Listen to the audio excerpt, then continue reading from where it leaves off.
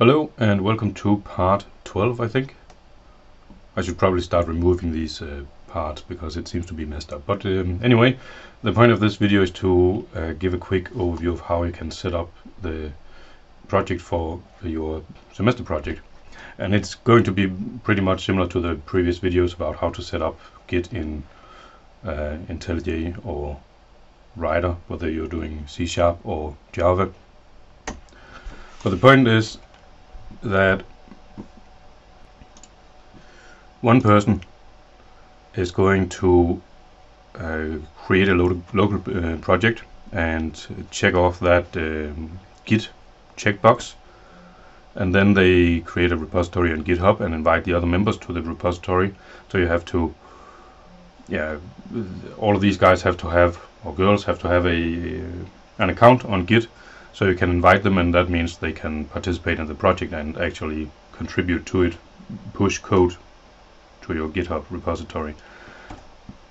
So he sets up the project and he pushes it up here, and maybe just very initial one or two classes just to get things started, and then the other group members are all going to check out the project. And if you're doing IntelliJ, you may have to test a little bit to make sure that you get the right files and everything on the version control. But because I think in my video it was a bit confusing, because it's not entirely clear what you have to put on the version control, at least to me, when you use the IntelliJ build system. So we do a new project.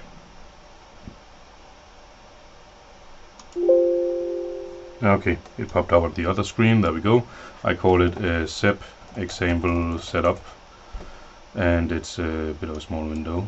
So Java and some SDK, whichever, and we're just using the IntelliJ build system because that's usually what you're doing. And if you're doing one of the other things, then I hope you are far enough into your studies that you can manage to do that. Right, so let's give this a go. Waiting for IntelliJ to open. Alright, here we are. So the standard setup when you're using IntelliJ build system, and did I remember to click the Git?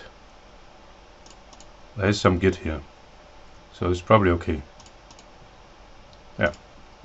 Okay, and I just want to create a simple main method class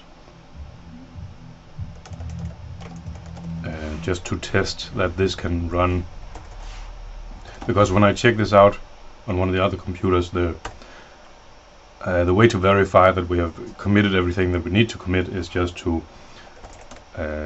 check that the main method can run. So we do like this. Hello world. And it's still working down here, so let me just pause until it's done. Alright, and I want to add the main method to the Git as well.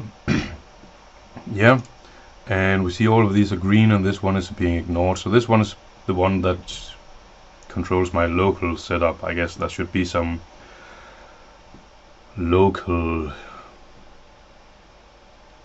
information about my local folder structure or whatever. Anyway, let's commit this. Okay, so yeah, we committed first. Just call it initial commit. I don't have a repository, so I'll just only commit it, but I won't push it anywhere just yet. So we'll do a repository afterwards. You've seen how to do that, but then we also go to the step of inviting other users to it. Okay, so that's committed, and let me just find a GitHub. Yeah, that's me. Make this slightly larger. Not like that. Hang on. Okay, there we are. And we do a new repository once again. So go here. Repository name, SEP example. That's good. Public or private, whatever. Yeah.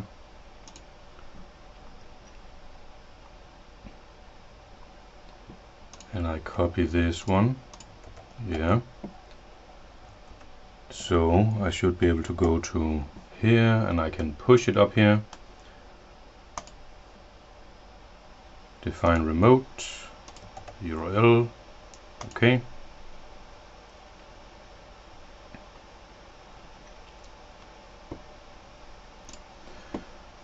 Okay, and to master, that's probably good. We push it. It's working. And it's pushed, and let's go here and see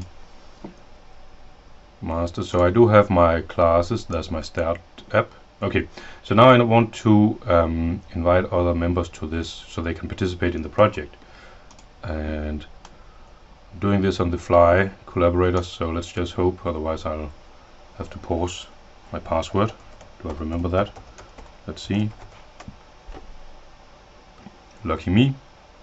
Who has access? Add people.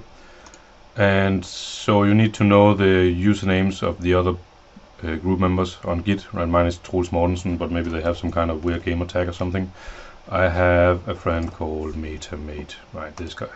So I can invite him to this repository, and then he should be able to, right, and I can see pending invite, so he should accept it at some point. And the type, all, remove.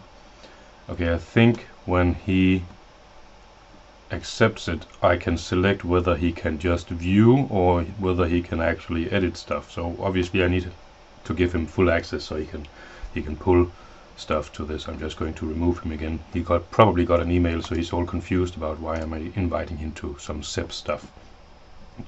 Okay, but that's where you settings and then collaborators, and you invite people to your project. Okay, so to verify that everything works, let's create a new project, and we do that by checking out. So I close this one, and I want to check out this project. Alright, so we imagine that I'm someone else, and I'm checking out the project on a different computer. And this time I want to get an existing project from version control system, and the URL, SEP example, I call it 1, because then there's no conflict. It's Git, it's probably okay. We clone it, wait for it to open, and this time I apparently have to log in via GitHub. I think it does this once in a while. For JetBrains, it sort of forgets that I have authorized GitHub, and then I have to do it again. So it's probably a good thing that it showed here, so you can see that it might happen. Alright.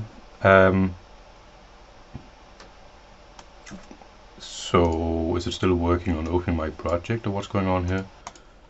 Alright, so I'm totally messing up here because this is obviously the URL, and I don't want to put 1 here because then it cannot find it on GitHub. Right, I want to put 1 or 2 down here because that's the directory I want to put it into, and this is the directory of the repository I want to download it from. Right, so you get to see me mess around with stuff. Let's clone it again. And there we go. So this time, I mean, you can download all kinds of stuff from GitHub, so it just pops up here and says, do you want to trust this, or I don't know, view what it is before you open it. And I know what I'm downloading or what I'm checking out, so I trust this. Just accept and say yeah, let's move along. So it's updating down here, and it's done, and it seems to be good. And let's see, the folder here has the correct blue color, so that means these files are probably set up correctly because they mark which are my source folders, which changes the color, so that's a good sign. My class here is has a run button, so let's just see. I run it, and I think it's working down here, building, doing stuff, and we can see that it generated some more files for me, so that's why they are not under version control. That's workspace here. That apparently seems to be generated locally, so okay.